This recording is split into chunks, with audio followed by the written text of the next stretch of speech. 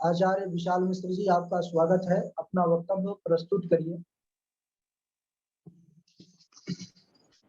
स्वस्ति श्री गणेशाय नमः। अस्मद्गुरुभ्यो नमः। अस्मत्परम गुरुभ्यो नमः। अस्मत्सर्वगुरुभ्यो नमः।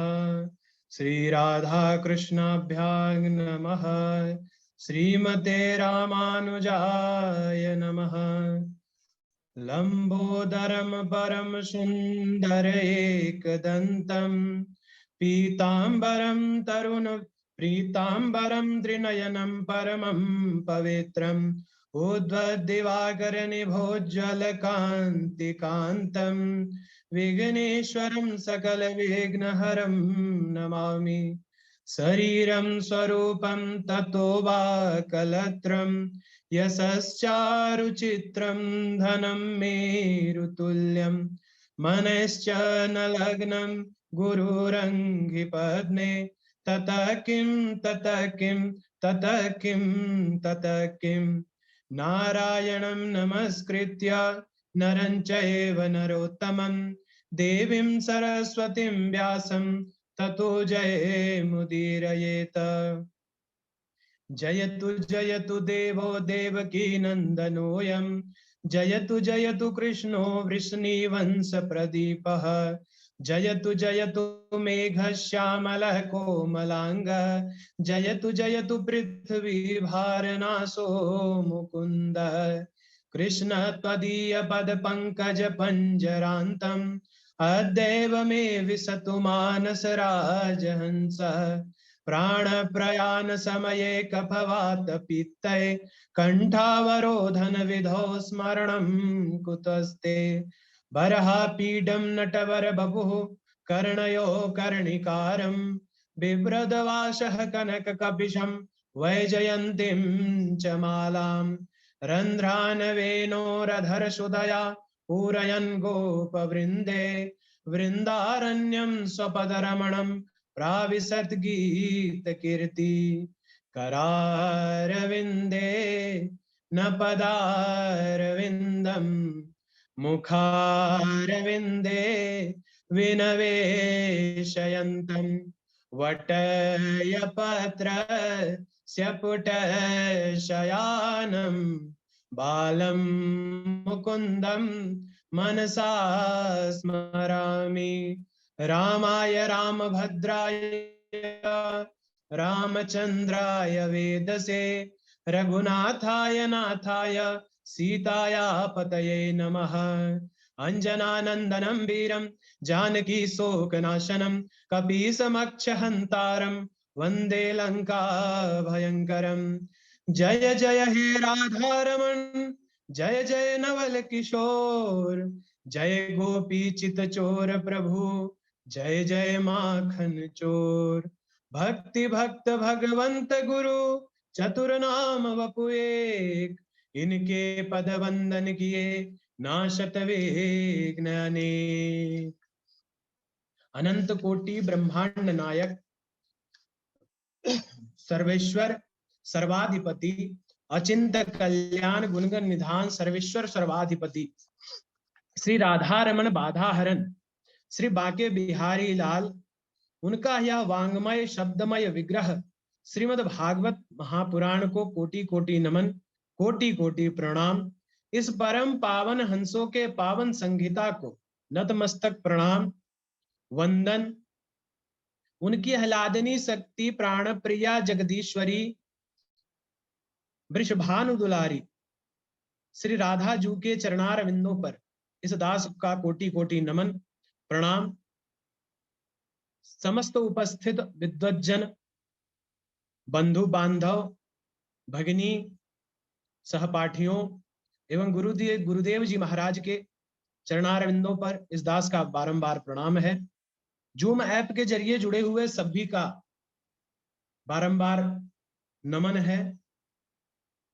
हम सभी इस श्रीमद् भागवत महापुराण को प्रतिदिन अवगाहन करते हैं, प्रतिदिन सुनते हैं, सीखते हैं, पढ़ते हैं। यह सौभाग्य हमें केवल और केवल श्री राधा माधव की अहेतु की कृपा करुणा से ही हम सबको प्राप्त हो रहा है। अन्यथा इस कलयुग जैसे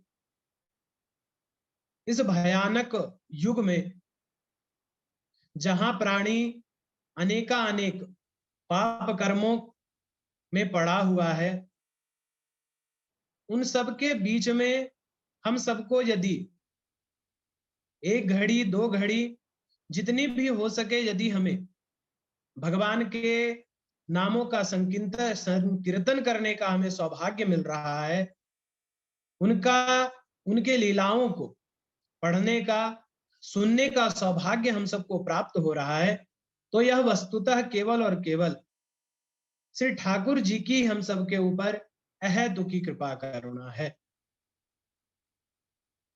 मेरी पहले की कथा में श्री नारद जी सनकादिक ऋषियों के समक्ष उपस्थित हैं। भक्ति ज्ञान और वैराग्य का पूर्णतः पोषण हो गया। जिस प्रकार से वे पहले की अवस्था में थे उसी अवस्था में पुनः हो गए।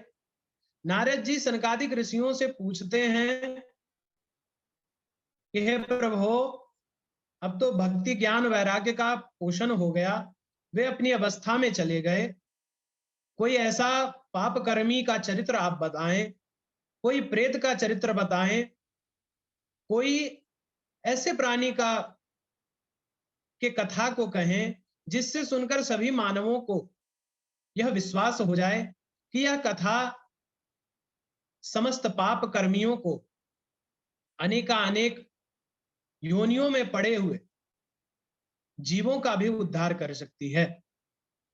सनकादिक उन्हें आत्मदेव, गोकर्ण और धुंधकारी की कथा सुनाते हैं।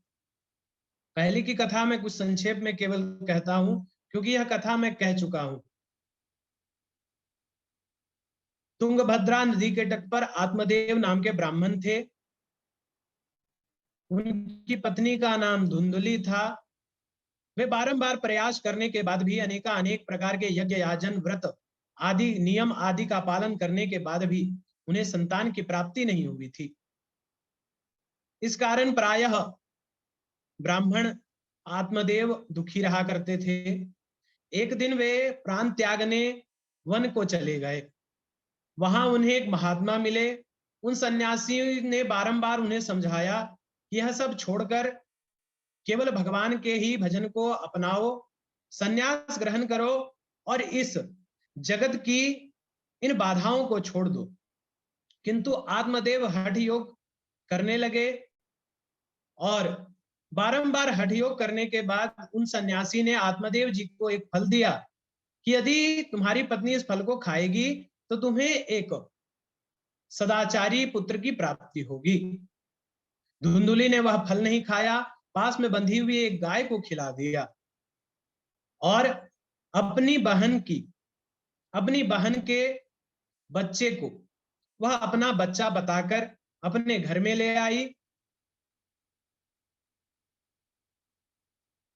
समय बीता, धुंधकारी कुछ बड़ा हुआ और उस गाय ने, जिसने यह फल खाया था, उसने भी एक बालक को जन्म दिया। बालक पूर्णतः मनुष्य के आकार का था, केवल उसके कान गाय के थे। अतः आत्मदेव जी ने उसका नाम गोकर्ण रखा। दोनों बालक साथ में बड़े हुए, किंतु आचरण में दोनों की भिन्नता थी। धुंधकारी महादुष्ट हुआ और गोकर्ण जी महापंडित हुए। धुंधकारी ने अपने पिता आत्मदेव को प्रताड़ित किया, जिससे दुखी होकर गोकर्ण जी के उपदेश देने के बाद आत्मदेव जी वन में चले गए। वहीं तपस्या की, भगवान नाम का संकीर्तन किया, भागवत के दशम स्कंद का पाठ किया और वे भगवान को ही प्राप्त हो गए। वह घर में माता को भी प्रताड़ित करता था। इससे दुखी होकर उसकी माता धुंधली ने भी कुएं में कूदकर अपना प्राण त्याग दिया। गोकर्ण नाना प्रकार के बुरे स्त्रियों को अपने घर में रखने लगा।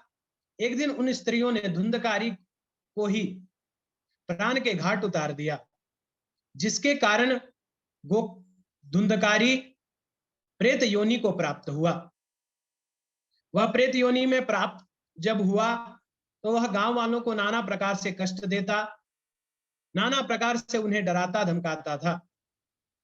एक समय जब गोकर्ण जी अपने घर को आए तो धुंधकारी उन्हें नाना प्रकार से उनके सामने वह अपना रूप, अपना वेश बदल बदल कर आता था।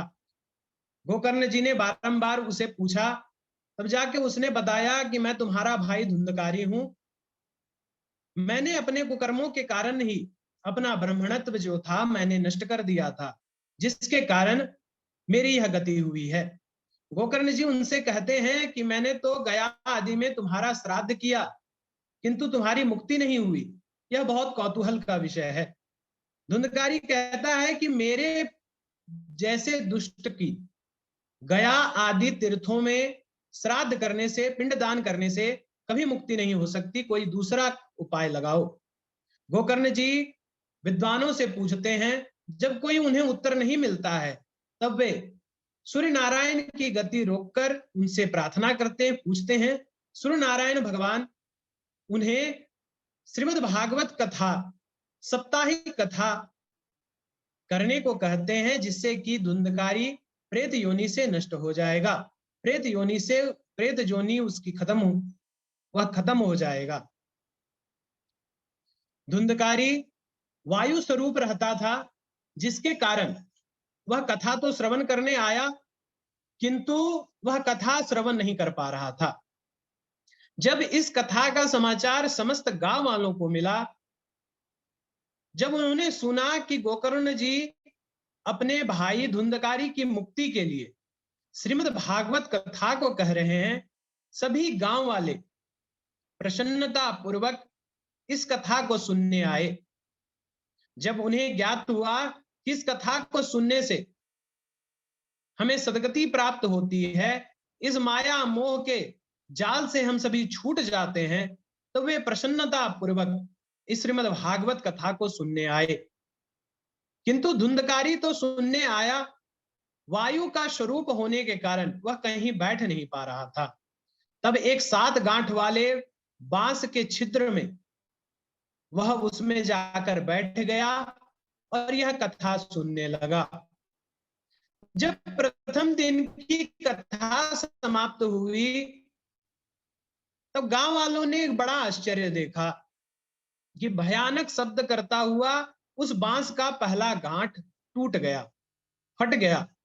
जब दूसरे दिन की कथा समाप्त हुई और जब 7वें दिन इस प्रकार एवं सप्त दिनैश्चैव सप्त ग्रंथि विभेदनम, कि इस प्रकार कथा समाप्ति पर 7 दिनों में 7 गांठों का विभेदन हो गया। और जब गांठों का विभेदन हुआ तो धुंधकारी वह प्रेत नहीं था, उसके गले में तुलसी की सुंदर माला शोभायमान हो रही थी। उसने पीतांबर पहन रखा था, मेघ के समान सुंदर श्यामल शीश पर मुकुट था, कानों में कुंडल सुशोभित हो रहे थे। उसने गोकर्ण जी को प्रणाम किया और भागवत की महिमा कहने लगा कि धन्या भागवती वार्ता प्रेत पीड़ा विनाशनी, सप्ताहोपि तथा धन्य कृष्ण लोक फल प्रद, कि हे भ्राता, हे भाई, यह भागवत कथा धन्य है जो प्रेत पीड़ा का नाश करने वाली है। और भागवत कथा जो कि साप्ताहिक कथा है, वह तो साक्षात भगवान श्री कृष्ण के धाम को ही प्राप्त कराने वाली है। जिस प्रकार अग्नि छोटी बड़ी गीली सूखी लकड़ियों को बिना भेद के जलाती है, उसी प्रकार भागवत की साप्ताहिक कथा हमारे मन वचन कर्म से द्वारा किए हुए पापों को भी मिटा देती है। नए पुराने पाप सभी इसमें जलकर भस्म हो जाते हैं। वह कहता है कि जो अन्न प्रातः काल हे भाई पकाया जाता है, वह सायंकाल तक खाने के योग्य नहीं रहता, और जो अन्न सायंकाल में बनता है वह प्रातः काल नष्ट हो जाता है। और उन्हीं भोज्य पदार्थों के रस से पुष्ट हुए इस यह शरीर कितना नाशवान है, कितनी उसकी नित्यता है, इसका क्या ही हम वर्णन करें। वह भागवत की महिमा का बखान करते हुए कहता है धुंधकारी कि बुदबुदा इव तोयेसु मस्का इव जंतुसु जायन्ते मरना एव कथा श्रवण वर्जिता।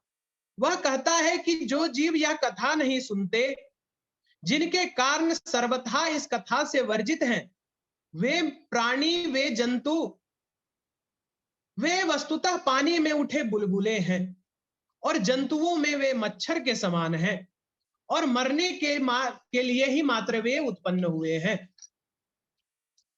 वह कहता है कि जिस भागवत साप्ताहिक कथा को सुनने से जब बांस की गांठ खुल सकती है, तो हृदय की गांठ खुल जाए, इसमें क्या आश्चर्य है। धुंधकारी इस प्रकार भागवत की महिमा का बखान कर ही रहा था कि तभी भगवान के पार्षद वहां आए। उन्होंने विमान लाया, धुंधकारी को कहा कि तुम इसमें बैठ जाओ। जब विमान चलने को तत्पर हुआ तो गोकर्ण जी ने भगवान के पार्षदों से पूछा कि अत्रेव बहवः सन्ति श्रोतारो मम निर्मला आनी तानी विमानानि न तेषाम युग यत्कुतः। कि हे भगवान के पार्षदों, जब यहाँ समस्त इतने श्रोतागण बैठे हुए हैं, जब इतने प्रकार के भगवान की कथा को सुनने वाले बैठे हुए हैं, जिन्होंने समस्त गांव वालों ने इस कथा को सुना है, तो फिर आप एक पार्षद, हे भगवान के पार्षद, आप एक विमान लेकर कैसे आए। भगवान के पार्षद उन्हें उत्तर देते हैं कि श्रवणस्य विभेदेना फलभेद्रो संस्थितः श्रवणम तु कृतम सर्वे नरकथा मनन कृतम। यह भेद हुआ है, श्रवण तो सबने किया, किंतु जिस प्रकार से धुंधकारी एकाग्र चित्त होकर इस कथा में बैठता था, श्रवण करता था, उस प्रकार से किसी ने मनन नहीं किया। भगवान के पार्षद गोकर्ण जी को कहते हैं कि हे गोकर्ण जी, आप पुनः इस कथा को कहिए। यदि ये श्रोता श्रद्धा पूर्वक एकाग्र चित्त होकर इस भागवत की कथा को सुनेंगे तो हम सबके लिए विमान लाएंगे और सबकी मुक्ति हो जाएगी। गोकर्ण जी ने पुनः श्रावण मास में भागवत की कथा कही और समस्त ग्रामवासी इस कथा को सुनने आए। और उसी प्रकार जिस प्रकार धुंधकारी की गति हुई थी, धुंधकारी जिस प्रकार विमान में चढ़कर भगवान के बैकुंठ धाम को गया था, उसी प्रकार समस्त गांववासी के लिए भी भगवान के पार्षद विमान को लाए और सभी की इस प्रकार से मुक्ति हो गई।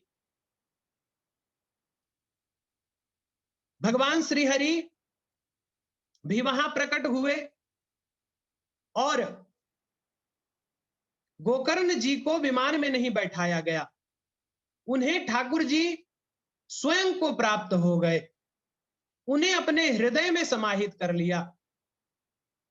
ठाकुर जी ने कहा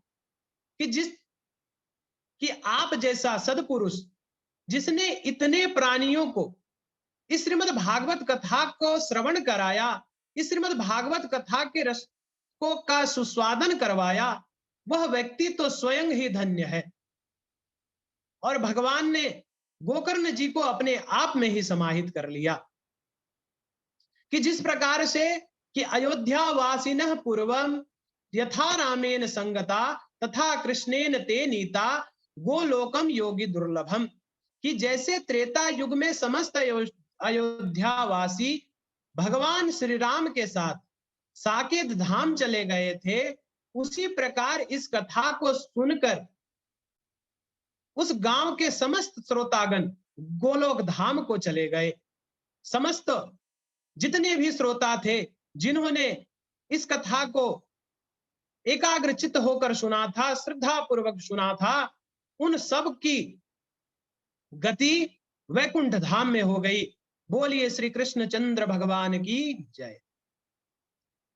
सनकादिक इस श्रीमद् भागवत कथा को श्रवण करने की विधि बताते हैं कि दैवज्ञम तु समाहूय मुहूर्तम प्रपच्छ प्रत्यन्यता विवाहे यादृशम वित्तम तादृशम परिकल्पयेत, कि जिनको यह कथा करानी होती है वह सर्वप्रथम किसी ज्योतिषी से उत्तम उनको मुहूर्त पूछना चाहिए। और जैसे कन्या के विवाह में जिस प्रकार से धन खर्च होता है, उसी प्रकार से इस श्रीमद् भागवत कथा में बिना कंजूसी के, बिना संकोच के अपना धन खर्च करना चाहिए।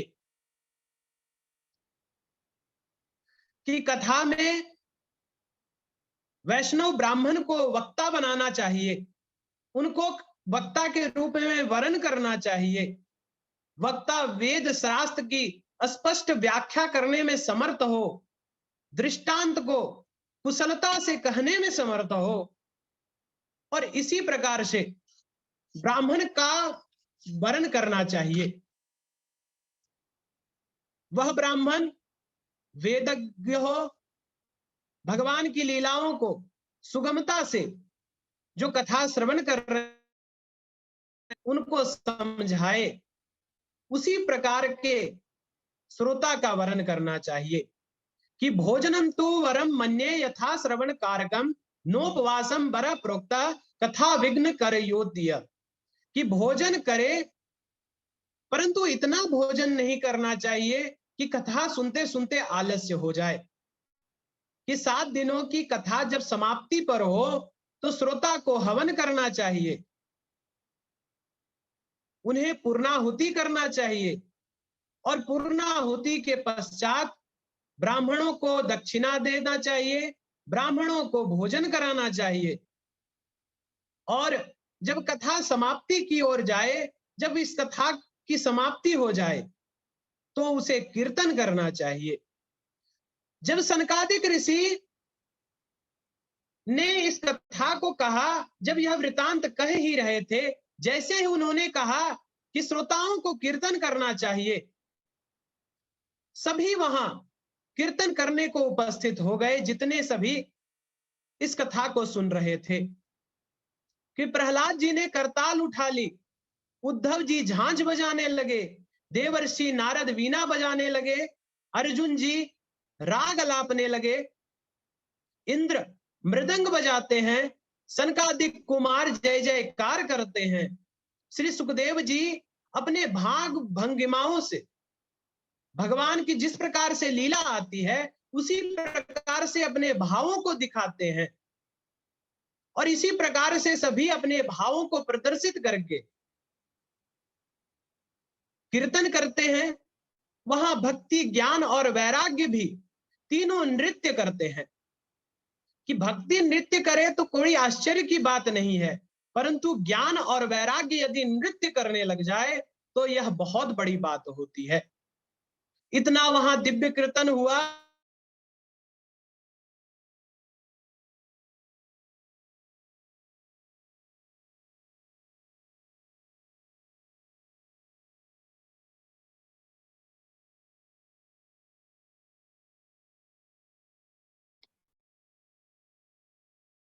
इतना वहां दिव्य कीर्तन हुआ कि श्री हरि वहां प्रकट हो गए। उन्होंने सनकादिक मुनियों से पूछा कि आपने इतनी दिव्य कथा कही है, भक्ति, ज्ञान और वैराग्य का पोषण किया है, समस्त श्रोताओं को आपने इस भागवत की महान कथा को सुनाया है, मैं आपको आपकी जो भी इच्छा हो वह आप वर मांगे, मैं देने को तत्पर हूं। श्री सनकादिक मुनि कहते हैं कि हे प्रभु, हमें इस संसार में कुछ नहीं चाहिए, यदि आप देने को इच्छुक हैं तो इतना वरदान दीजिए, यही वर दीजिए कि जहां भी यह कथा हो, जिसके द्वार पर यह कथा हो, आप स्वयं प्रकट हो जाएं और आपके जितने पार्षद हैं सभी वहां किसी न किसी रूप में बैठकर इस कथा को सुने। इतना दिव्य यह कथा हुआ कि समस्त लोग कीर्तन किए, श्री हरि वहां प्रकट हुए, वे सनकादिकों को वरदान देते हैं, और इस प्रकार से नारद जी संतुष्ट हो जाते हैं। आज की कथा यहीं तक थी। आप सबों का बारंबार धन्यवाद है, जो भी इस कथा को सुने अपना समय निकालकर। गुरुदेव जी के चरणों में मेरा बारंबार दंडवत प्रणाम है, जिन्होंने इस योग्य किया कि मैं कुछ भागवत के बारे में कुछ बोल सकूं। आप सभी को बारंबार नमस्कार है। जय श्री कृष्ण, जय श्री राम। प्रणाम गुरुदेव। सबसे पहले तो व्यास जी की जय हो, विशाल मिश्र जी की, जिन्होंने इतना सुंदर भावमय वक्तव्य प्रस्तुत किया, इतना बढ़िया तैयारी इनकी। हम हमेशा ही कहते हैं कि व्यास के द्वारा जो प्रस्फुटित वाणी है, एक नदी की जो धारा होती है उस प्रकार होना चाहिए, जो निरंतर जो है उसका प्रवाह बना रहता है। ऐसे ही हमारे कुशल वक्तव्य करने में जो सक्षम है विशाल जी, माता सरस्वती शारदा की बड़ी कृपा है इनके ऊपर, बड़े विवेकी है और बड़ा सुंदर इन्होंने समझाया हमको पूरी कथा को। कितने ही सरलता से उन्होंने पूर्व के प्रसंग को स्पर्श करते हुए जो इन्होंने कहा था उसको भी कम ही शब्दों में सारी कथा को कह करके विधिवत रूप से जो वक्तव्य बाकी था उसको पूर्ण किया। बहुत बहुत साधुवाद इनको। भगवान राधा माधव की कृपा इनके ऊपर हमेशा बनी रहे और अपनी भक्ति प्रदान करें। खूब अच्छे से तैयारी करके इसी प्रकार लाभान्वित कराते रहे सभी को, यही हमारी तरफ से आशीर्वचन है और शुभाशीष है। बहुत बढ़िया। जितने लोग बारंबार जुड़े हैं विशाल जी सभी